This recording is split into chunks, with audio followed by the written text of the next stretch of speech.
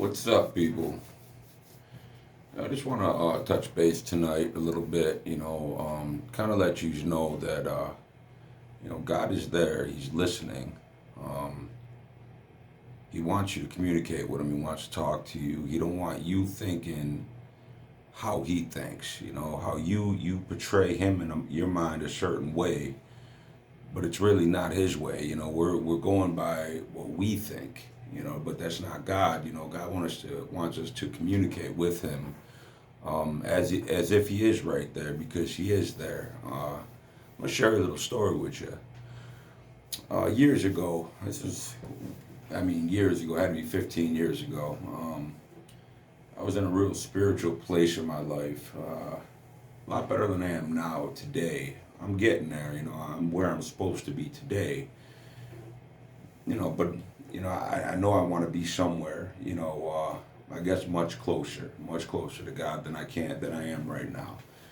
But years ago, I was praying a lot, and I remember I was driving my bike and I was coming back from my brother's house, and I had like $28, I think, on me total, and I remember driving the bike and it was a viaduct, a little bridge, an overhang, and I was going underneath the viaduct and I was going back to this church I used to stay at, St. Luke's. But I started finding money on the ground. It was laying there, a dollar here, a dollar a little further up the road, and $5. I think ultimately it totaled out to like $16 that I had. I found it. Well, I thought I found it. I thought it was mine because I found it. And I remember very clearly hearing this voice tell me, "It's not yours." And I responded with, "It is mine.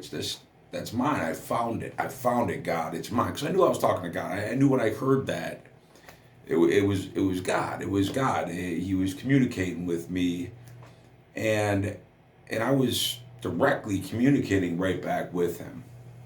Now, a lot of people will think you're nuts, but I was there. I know the conversation I had. I know how it unfolded, and so I'm having this conversation with God. I'm saying, well, I found it. It's mine. It belongs to me.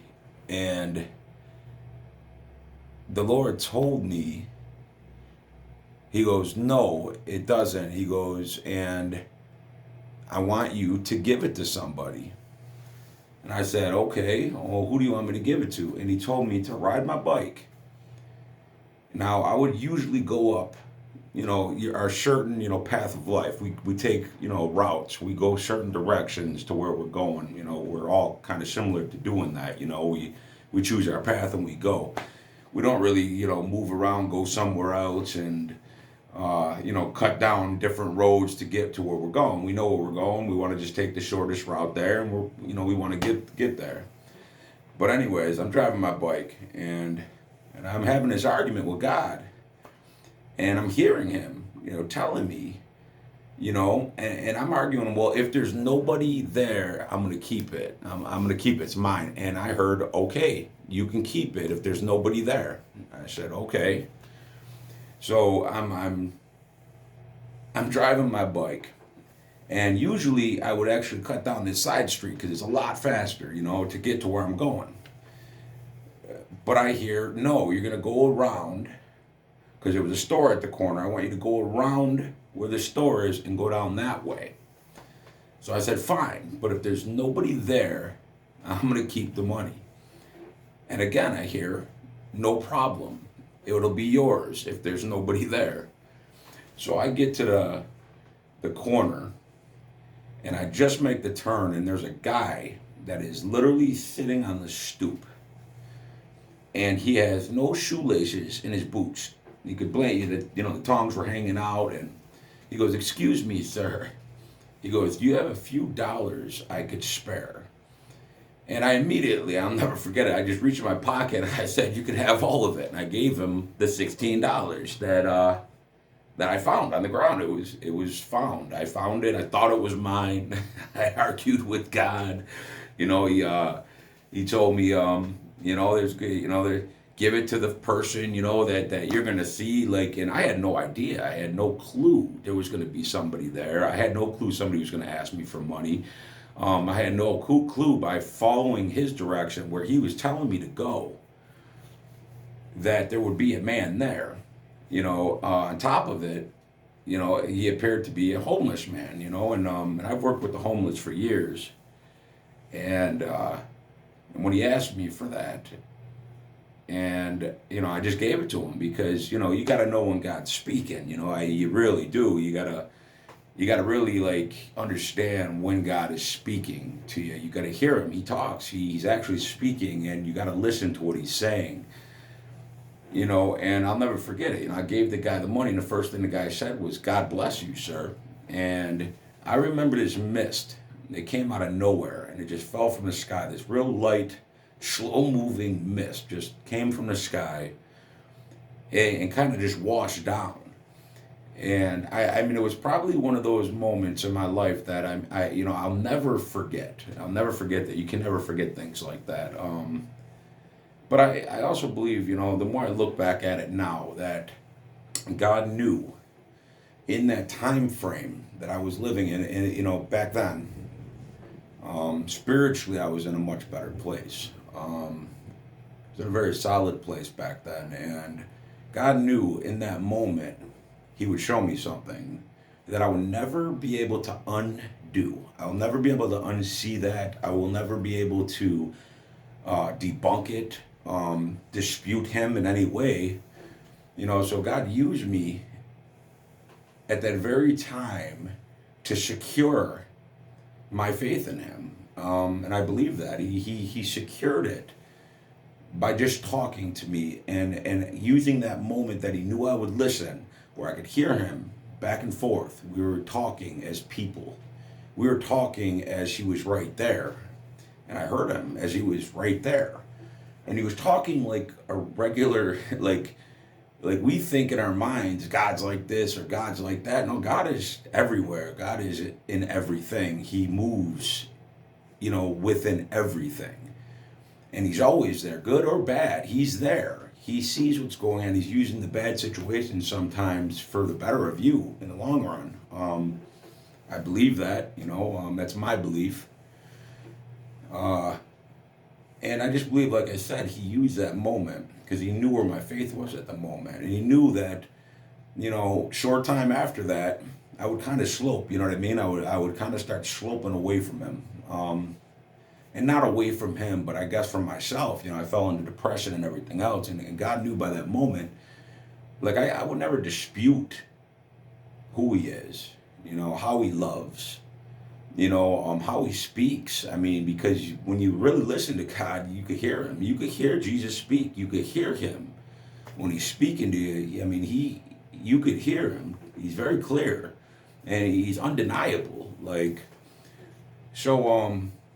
It's a little story I wanted to share. It's 11:30 at night, Buffalo, New York right now. We're getting slammed with snow. I'm going to post some videos. It's kind of wild. I'm actually hoping we get buried, get a couple of feet. But I want you to pay attention to the voice of God. Don't be afraid to talk to God. Don't be afraid to have a normal conversation with him. Don't prejudge yourself thinking that God's going to look at you this way or that way. Because in my opinion, in all the things that I've experienced, God doesn't see us like that. He sees something deep in us. It says, we enter, he wants us to enter like childlike, like a child.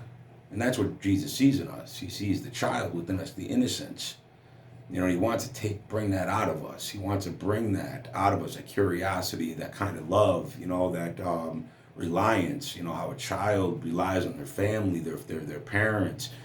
He wants that from us, and when we start to see Jesus as our Father, our true Father, we could start to hear him. We could start to actually hear what he's saying, and directing us. There's nothing perfect about me, but I know that God's got me exactly where I'm supposed to be today, right now, at 11:30 at night.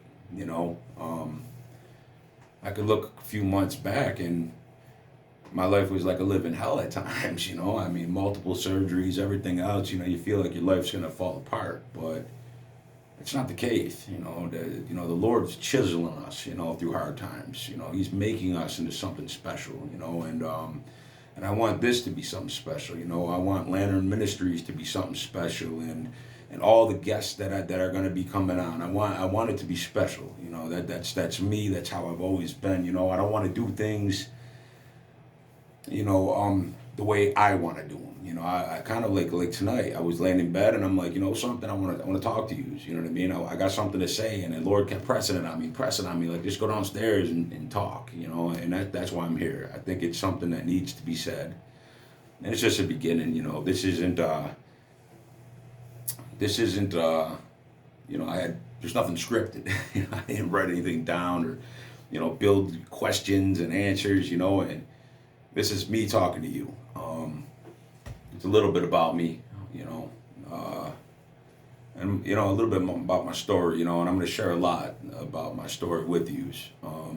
And I want you to share your story with me. Like, that's what it's about. Like, okay, we can come together, as one people, God's children.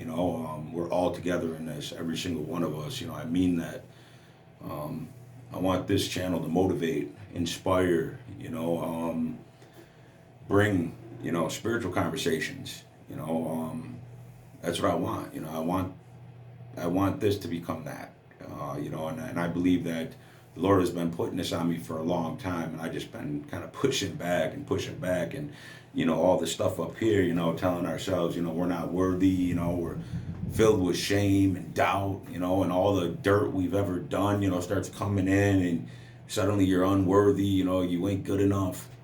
But I'm exactly where I need to be today, and in the Lord's eyes, He loves me the way I am today, and I want you to know that, the Lord loves you for who you are today, and He wants you to talk to Him as if your best friend was standing there, as if your child was standing there. Like, He wants you to communicate with Him, like, directly, and when you start to communicate with Him, and you open your heart and open your mind to Him, you're going to start hearing Him speak, and He's going to start doing things in your life that you won't believe. So I guess my message for tonight is trust in the Lord. Open up your heart, open up your heart to Him, open your mind to Him, have that conversation with Him. You know what I mean? Just trust in Him that He's right there. When you go to sleep at night, He's standing at your bedside. He waits for you to get up in the morning.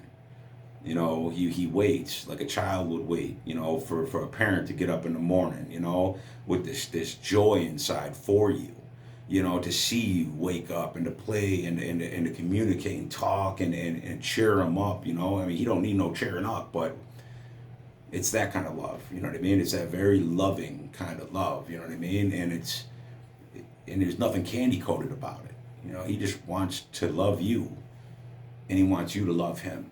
And He doesn't need our love. He just doesn't. He doesn't need it. But isn't it great when, the creation loves the Creator? We should love the Creator. We're the creation. We're all the creation. We are all part of this. And I don't know, I just would like to, bring everybody together, you know what I mean? I don't care, we could start one at a time, I mean, that's what it's going to take. It's one at a time, and we could all get together, and we could all sit down and have this conversation, but it's the deacon, God bless you, it's getting a little late. I'm a little hot. Go Bills. Trust in the Lord. Trust in the Lord. That's my message for tonight. He speaks. Thank you.